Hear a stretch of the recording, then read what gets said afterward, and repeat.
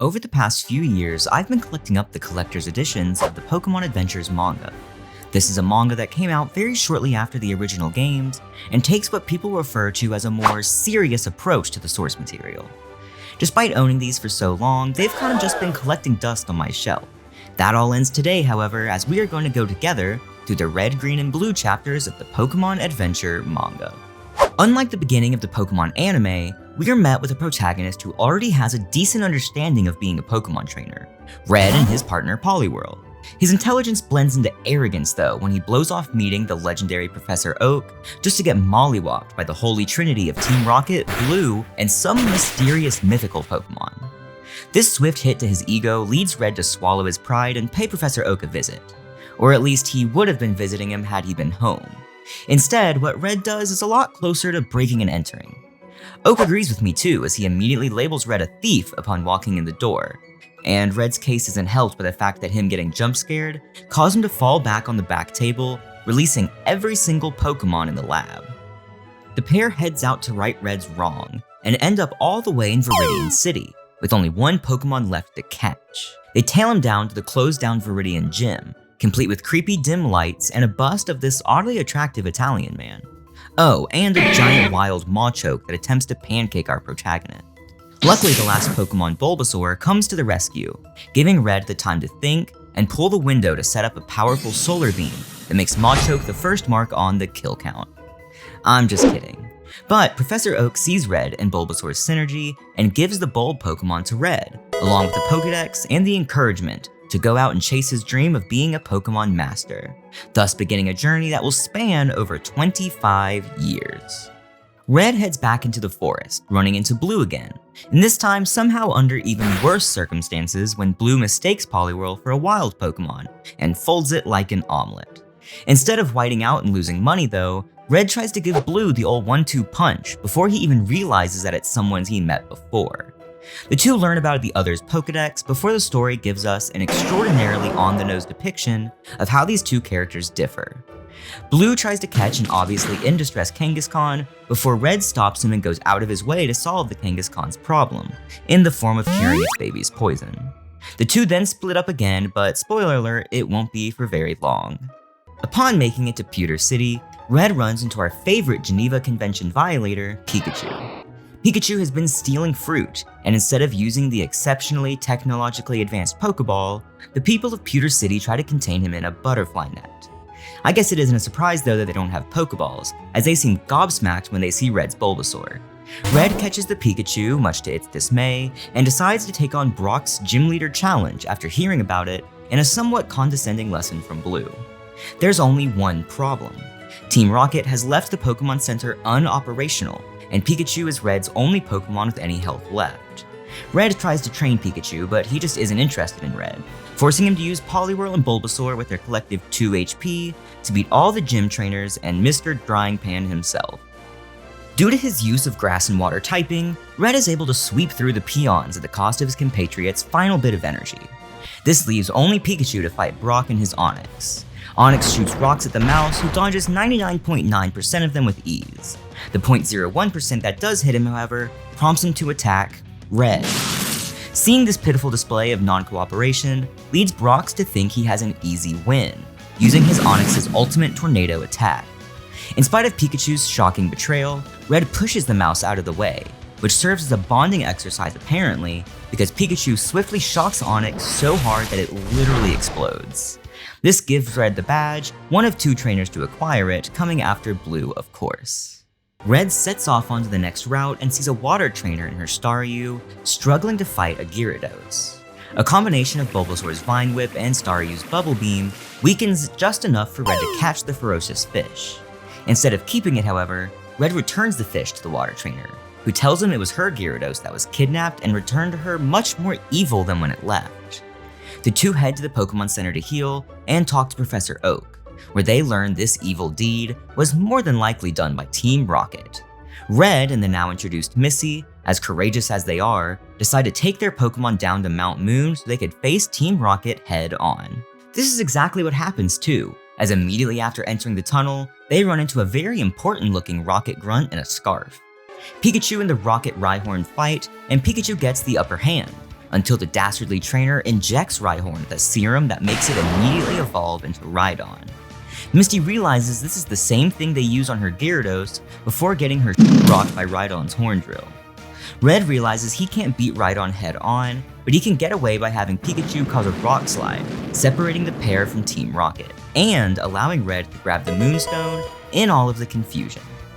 The travelers take refuge in Misty's home, complete with maids, feasts, and fancy dresses. Misty suggests the two begin training to take on the even stronger Team Rocket grunts, but Red brushes it off the same way he shrugged off Professor Oak at the start of his journey. Like clockwork, he is humbled after both learning Misty is the gym leader of Cerulean City and swiftly having his sense bubble beamed back into him. Red listens to Misty's plea to train, and after one time skip, he heads on his way to meet another familiar face from the games, Bill. When I say face, I mean it too, and it's the only thing that slightly resembles him after he fused with a Rattata. He looks so much like a Rattata, it fooled its natural predator, Fearow, and now Red is responsible for saving this freak of nature. Red has his fair share of failures, but after Pikachu shocks Fearow out of the sky... oh. Luckily, it was all part of the plan, and now Red can help Bill back to his human form. Bill repays Red with access to the PC storage system, and even though he doesn't give Red the ship ticket like in the games, the SS Anne is still the next destination for our story. For a couple of pages at least, before he's kicked off for being a stowaway. Even worse than removal by Sailor is the intensity of the small elderly man who approaches him on the dock. This is the Pokémon Fan Club president, and he immediately becomes infatuated with Red and takes him to join the club. This isn't relevant to the story per se, but we do get a flashback of Red in Poliwhirl before it evolved, and ain't that just the sweetest? Back to business though, Red learns that many of the club members, including the president himself, have had their Pokémon stolen over the course of a few months. After learning the thefts all occur at the same time that the SS Anne is docked, Red stows away again, but this time for a noble cause. Oh, and he leaves Pikachu behind because the president wants to cuddle it.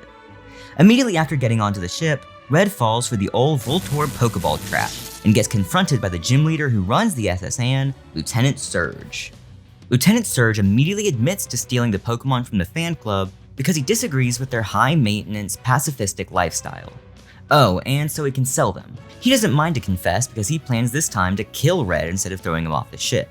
Of course, Red and Poliwhirl escape, but it isn't long before they're caught again, and Poliwhirl gets thrown straight into the ocean. With no Pokemon to protect him, Surge uses Electabuzz to fry Red with Thunderbolt before also throwing him into the ocean. I guess I wasn't entirely right when I said he wasn't going to throw him this time. Red's life flashes before his eyes, conveniently the specific part when Poliwag evolved into Poliwhirl to save him from drowning before. Why is that convenient? Because Poliwhirl, or should I say Poliwrath, grabs Red and leaps all the way back onto the ship and gives Lieutenant Surge a taste of his own medicine. The Pokemon get returned to their owners, but Lieutenant Surge's alliance to a certain evil team is hinted at when the President's Abra is returned to him as an Alakazam. The director then lets Red use one of their bikes to enter in the Pokemon Triathlon, which is a quick race that Red wins by using his brains, getting stung by Beedrills, and even sacrificing Bulbasaur to a hungry Snorlax. I'm just kidding. He uses Bulbasaur to tempt Snorlax, not only allowing him to win the race, but also catch that same Snorlax. This was a short little side venture, so let's get back to the action in which Red makes his way to Lavender Town. The people of Lavender Town seem to be standoffish, with the exception of Mr. Fuji, who allows Red to come into his house and even teaches him about the ghosts that haunt the Pokemon Tower. These ghosts have struck fear into the people of Lavender Town to the point they can't even use the Pokemon Tower for its original purpose. Mr. Fuji had to bury his best friend Doduo in a field on the outskirts of town. Mr. Fuji warns that the last person to enter the tower hasn't been seen in over 2 weeks, and even worse, that last person was Blue, Red's rival.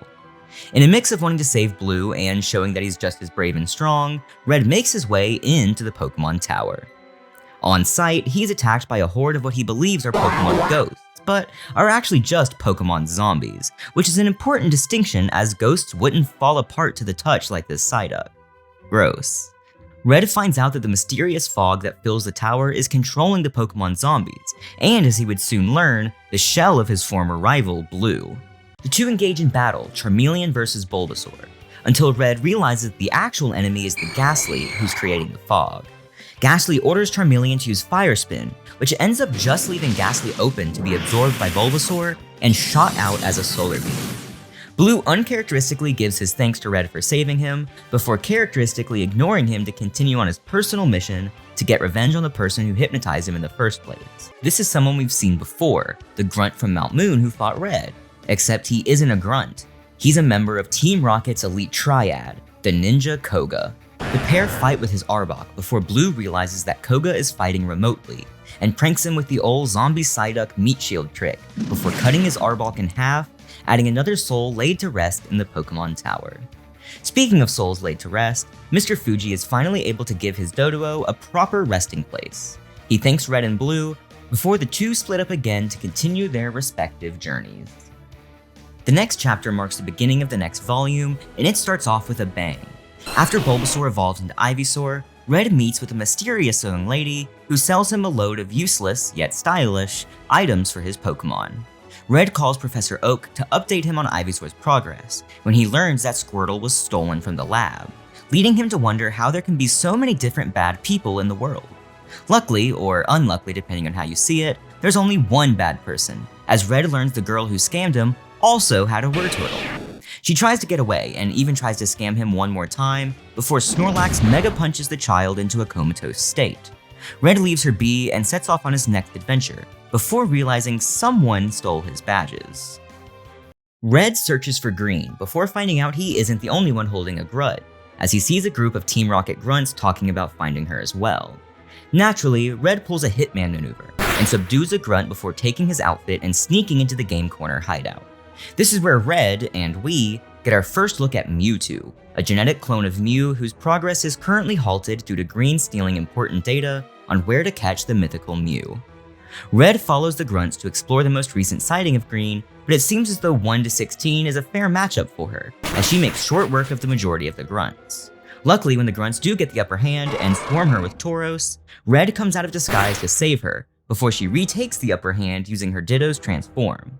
The two then escape to recollect themselves, but they are far from done with fighting Team Rocket. Green then sends Ditto off, now transformed into Mew, to distract Team Rocket while her and Red find the real Mew. Why does Green want Mew? She wants to sell the mysterious creature to the highest paying bidder, which I guess is less evil than creating a bioweapon, but that's neither here nor there.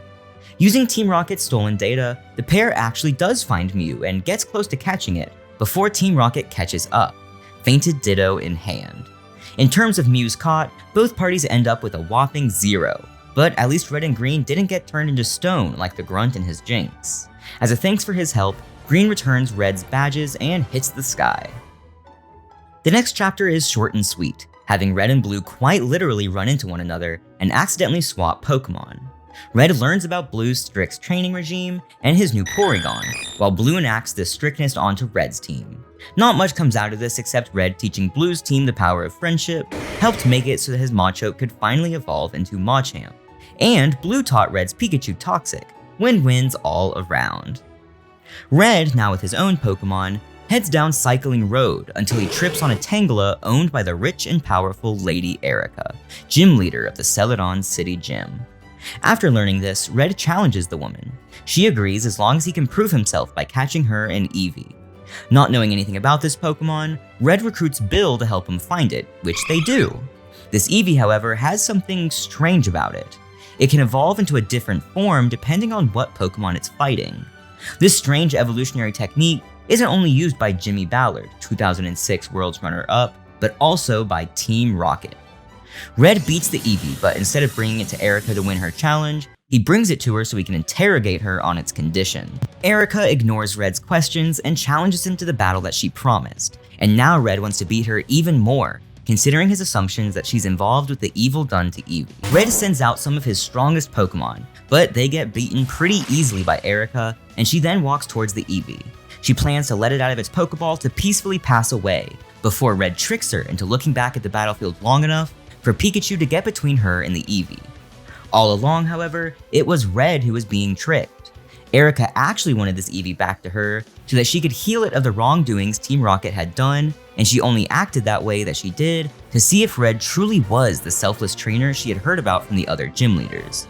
Kind of a weird way to go about it, but it's okay, because Red gets to keep the Eevee, and he heads to the Savari Zone, unknowingly being followed by a mysterious Team Rocket trainer with her Kadabra. Red leaves his Pokemon at the door, pays his 500 Pokédollars, and sets off on the guided tour of the Safari Zone. He then gets greedy and throws a Pokeball at a couple of Nidokings fighting over a mate, before accidentally catching the mate. The two Nidoking now have a common enemy and destroy Red's raft while chasing him down through the rough terrain of the Safari Zone. One Nidoking catches up to Red, but the Pidgey robot tour guide saves him before Red returns the favor, risking his life to guide Nidoking away, allowing for the two to escape. Things have gotten so bad that the operators of the Safari Zone tour, along with Red's Pokemon, have created a search party to get Red out. Red gets in, however, a Victory Bell's mouth, much to his dismay. Red escapes by the skin of his teeth as always, and his newfound confidence manages to find the way out, along with catching all of these new Pokemon along the way. A net positive, I think. Following a short time skip, we see Red leaving Diglett Tunnel along with a new friend he made, an oddly attractive Italian man that I feel like I've seen before. The two just finished a hunt for Pokemon fossils and are heading to the museum when they realize it's being arsoned by a group of Magmar. Red wants to show his new friend his battling skills, and it seems as though his friend wants to see them too, a little too much. After Red begins to beat the Magmar and prove his worth, the mysterious man thinks, I may have to take care of him now, but grows to respect Red a certain amount, sparing him another battle. He gives Red an old amber and sends him on his way, before showing off his own strength, demolishing the Magmar Red refused to finish off. He then opens his coat, revealing himself to also be a member of Team Rocket. None the wiser, Red continues his journey deep into the ocean to find HM03 Surf, before getting shooed away by a Dragonite going for a swim. Try as he might, both with Pikachu and Snorlax as distractions, he can't get the Dragonite away for long enough to grab the item. Things get so bad, he's even pinned underwater by the rubble of one of Dragonite's lasers. Luckily, Gyarados and Misty come to the rescue and make short work of the Dragonite. The two go to Seafoam Island, home of Articuno, and Misty gives Red her Gyarados as a way to use Surf now that the HM has been destroyed. Not for free, however, as she takes his Krabby. Red begins his hunt for Articuno, not realizing he's being followed by Team Rocket at every corner. They jump him with their muck, but Gyarados saves him once again, proving to be the real GOAT of these past couple chapters. But even the GOAT has flaws, and for our GOAT, it's PTSD. After seeing Team Rocket again, Gyarados freezes and refuses to listen to Red, allowing for the escape of Articuno. Red lets Team Rocket chase down Articuno, prioritizing the saving of his Gyarados, an act that Articuno respects, so it freezes the muck before flying away to get caught by Team Rocket later. On the idea of legendary birds, Red sees another one pretty soon, this time being Moltres, caught by Team Rocket and being used against the scientist Blaine.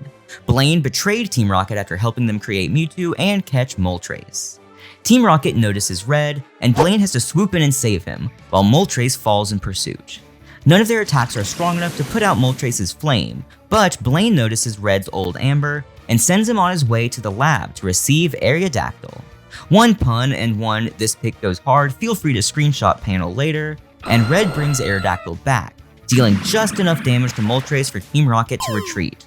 This is before we are shown the psychic trainer from before, along with a mysterious, oddly attractive Italian gentleman, celebrating the fact they now have all three of the legendary birds. The next chapter begins with both Green and Blue trying to use their Pokemon to break into Saffron City, stopped only by a giant psychic barrier surrounding the city. Blue gives Green the cold shoulder and goes to ask Professor Oak what's going on. Red too ends up with Professor Oak, except this Professor Oak looks sort of like an imposter. Red traps Professor Oak down with a combination of Vine Whip and Leech Seed to reveal that it wasn't Professor Oak or even a human at all. It was the Kadabra owned by the psychic trainer who's been watching Red for the recent stretch of his journey. She informs Red that they have the entire population of Pallet Town captive in Saffron City and he has to come save them. Blue joins Red's sides as the final battle between the two forces is about to begin. They won't be able to take on Team Rocket, however, until they settle their differences, which isn't helped by the fact that Blue blames Red for the attack on Pallet Town, and Red once again unsuccessfully tries to throw hands with Blue.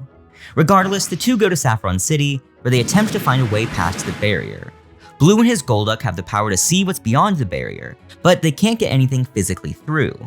Pikachu's Substitute can go through the barrier, but can't see anything once it's inside.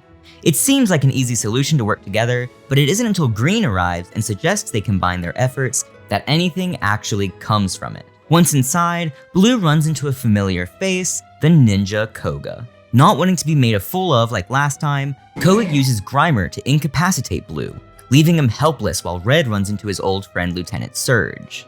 Surge puts up the electric ropes and uses my favorite Pokemon, an actual bazooka, against Red. Don't worry, this bazooka shoots electrodes instead of missiles, but that doesn't make Red's anguish look any less horrid. Red has an electric Pokemon of his own, so he plans to take advantage of the electric field, which would be an awesome idea if Surge wasn't wearing his insulated underwear. With this, it looks like both of our heroes are trapped between Team Rocket admins and a hard place. Maybe Green is faring off a little bit better. Okay, maybe not. Green finds herself facing off against the final third of the Team Rocket trio, Sabrina, the psychic trainer who followed Red, stole Professor Oak, and created the barrier around Saffron City. Sabrina and Kadabra give Blastoise quite the beating, but Green puts up a better fight than her peers and reveals that the Blastoise they were fighting was merely her Ditto. And the real Blastoise, along with her Horsey, set up a smokescreen to give Sabrina a taste of her own medicine. Panning back to Red, he tries everything he can to fight against the evil Lieutenant Surge and his probably brainwashed Zapdos. Red figures out the only way to beat them is to turn Zapdos' energy onto Surge, which means using a tactical razor leaf to cut the insulated underwear, a plan that succeeds and leaves Lieutenant Surge a fried shell of a former Marine. A win is a win is a win though, so Red takes the badge from Lieutenant Surge and moves on to go save Blue from Koga. Unfortunately, Red gets Grimered too, and is about to watch Blue get full-on decapitated before Pidgeot comes to the rescue to push Koga away from Blue, and push Koga to the edge, resulting in him sending out the legendary Articuno. Oh, and also he threatens to cut off another person's head within the span of 3 pages. He decides, however, a more fitting fate would be to freeze Red entirely with Articuno's power, and actually succeeds? At least he succeeds for about 30 seconds before Blue's Charizard, whom he discreetly let out during the hubbub, thawed them out and allowed them to take a win over Koga and obtain the Soul Badge. The two locate Professor Oak in the basement, but after hearing Green scream from the floor above, Red splits from Blue to go investigate. Green doesn't really need saving though. Her smokescreen ploy didn't work due to Sabrina being a literal psychic, but even someone with such mental fortitude isn't immune to playground insults, and Green calling Sabrina tacky is all it took for Sabrina to order Kadabra to backhand Green, giving her the opportunity to surprise the now flustered Sabrina with a sing combination courtesy of Jigglypuff and Clefairy. Knowing her strengths, however, Green doesn't stay to fight and steals Sabrina's badge on her way out the door. Ever the hero, Red doesn't even manage to find Green, and instead finds a Pokemon Badge Amplifier, the machine he believes Team Rocket is using to control all of these powerful Pokemon. He also finds Sabrina, but upon ordering Pikachu to attack, it doesn't listen. That's because this isn't actually Sabrina, it was actually Green using another Ditto transform trick. That does help explain how Sabrina would have gotten out of the sting trap so fast. Green gives Red the badge she just stole in exchange for a Moonstone, and now that he has all 7 badges, Red can use this mysterious device to its full power. At least he would be able to if Sabrina didn't actually escape this time and confront the heroes in this room. Red puts his badges in the device and hopes it will boost Pikachu's power enough to face Kadabra, but it doesn't seem to work. This is because the badges that Green returned to Red all those chapters ago were actually fakes, and she then takes the device along with her 2 real badges to use the machine for herself. She believes it will summon a new Pokemon, but when she uses it, a ball of light emerges and flies back towards Red. All the while, the good gym leaders that Red has met throughout his journey help close in the Saffron City borders using the power of their own Pokemon, making it so no Team Rocket member will be able to escape unpunished. Back inside, the Orb of Light fused the 3 legendary birds into one multi-typed monstrosity. The bird is so magnificent that Green passes out as soon as he sees it. Sabrina clocks Red's Ivysaur and reveals that him and Blue were actually just pawns in Team Rocket's plan, collecting the gym badges so they wouldn't have to. Speaking of Blue, he's back in action, swooping in just in time to get trapped with Red inside the Winged Legends Gust Attack. As a last-ditch effort, Red takes the Moonstone off of Green and uses it to evolve her Clefairy, creating Clefable. Clefable uses Metronome, which unleashes a plethora of attacks on the bird. All looks well until a well-timed sky attack from Sabrina sends the 3 trainers flying out into the open Saffron City sky. At least Sabrina assumed they were, until she looks down to see the now all-awake trainers standing on a web created by Ivysaur. Sorry, did I say Ivysaur? I meant Venusaur. As part of their final attack, Red's Ivysaur evolved to reach the same stage as its peers. They then unleashed their final smash, destroying Sabrina, separating the legendary birds, and leveling the Silph Co building. Remembering what Red saw in that lab, we know that Team Rocket's plan isn't foiled yet. Red knows the action isn't over yet too, as he receives a call from Bill, explaining the Beast of Cerulean Cave, who demolished Cerulean City and hid out in a nearby cave. Red checks out this nearby cave and is immediately sucked up into a tornado. The tornado knocks out Red's Pokémon, but before he can splat onto the ground below, he's saved by Blaine, the scientist he met back in Cinnabar Island. He explains that this beast is no more than Mewtwo, the genetic Pokémon created by Team Rocket that Red saw when he snuck into their headquarters. He proves it by showing his nasty awe arm he got from mixing his cells with Mewtwo in order to complete it.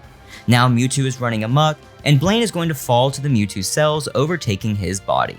After his monologuing, Blaine provides us with another one of the rawest panels in this manga so far, where he goes in for a full-force kamikaze attack on Mewtwo.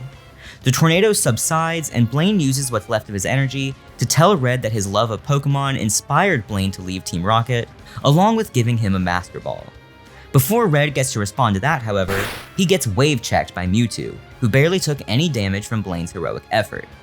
Red engages in battle, and all of his Pokemon kinda eat it before Mewtwo starts up another tornado. Seeing how well it went last time, Red slides up and plans to fly down to the center of the tornado to face Mewtwo head on. Instead of just attacking though, Red flies down with Pikachu and a Master Ball to catch Mewtwo once he reaches the bottom. And it works! Red returns the caught Mewtwo to Blaine and wonders if Mewtwo could grow to be kind if shown the right path in life. You know what they say. I see now that the circumstances of one's birth are irrelevant. It is what you do with the gift of life that determines who you are.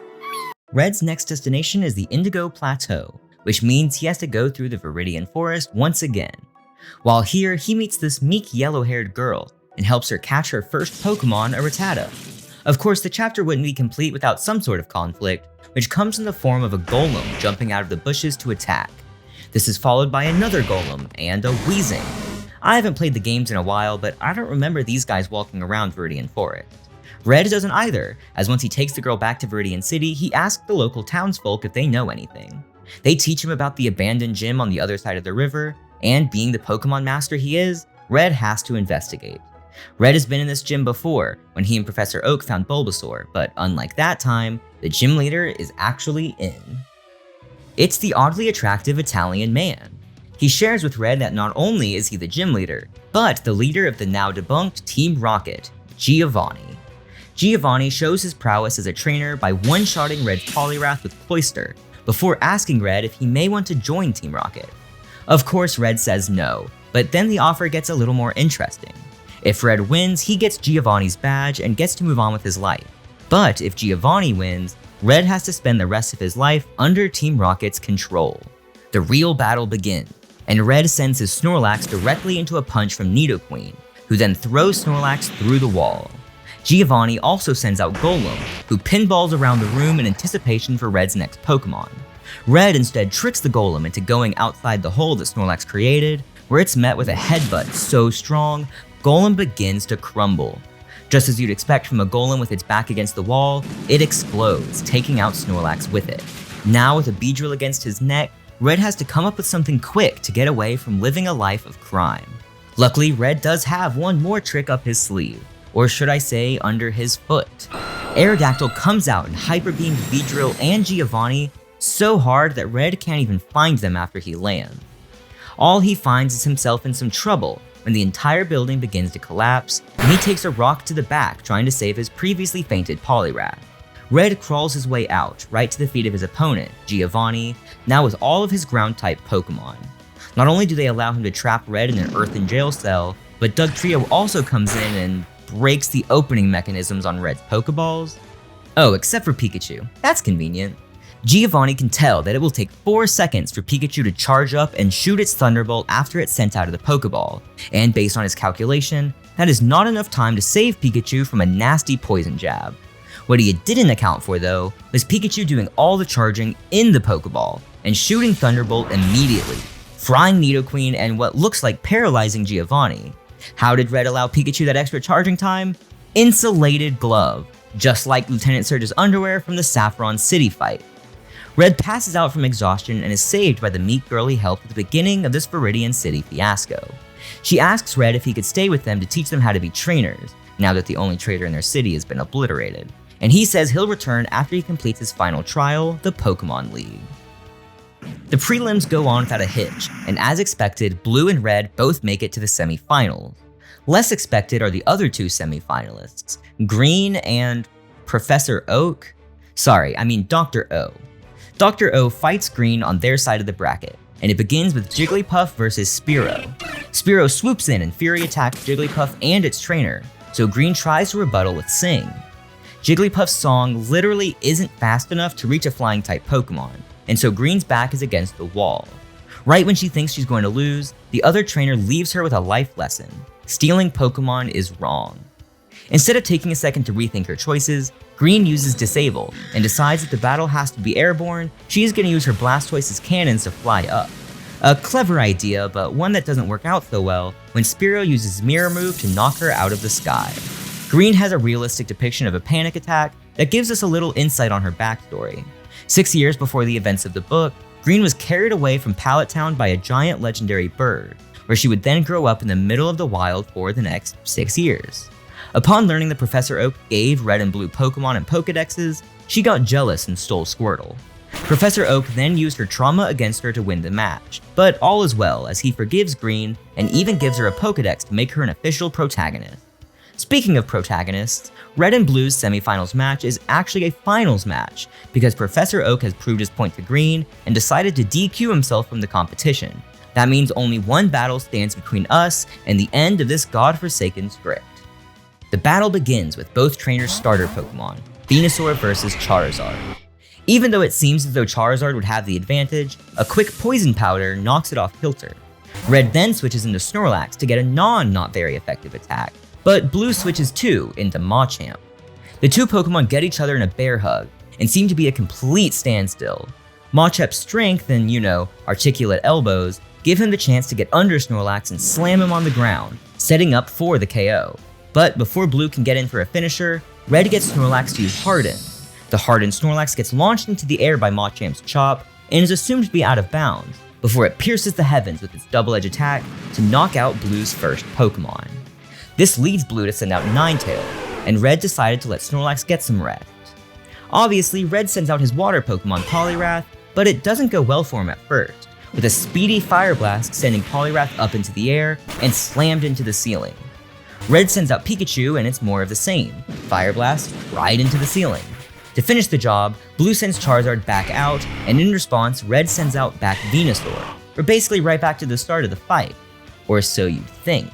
Venusaur grabs Charizard with its Vine Whip, a move that would be worthless if it weren't for the plan Red had been setting up the whole time. The Fire Blast used on Poliwrath heated the water on its body until it condensed into a cloud that was electrically charged when Pikachu was sent up to the ceiling as well. And now Venusaur holds Charizard right in place for a super effective Thunder attack. This move decimates Charizard, leaving Red the last trainer standing and the Kanto region's newest Pokemon champion. And that's it, for this book at least. The adventures continue, but we can take a look at that another day. If you all like this kind of video, let me know so I can make some more. And if you want to see some other content, click the links on the left. Also, be sure to like, comment, and subscribe. It's free, so you will always get your money's worth.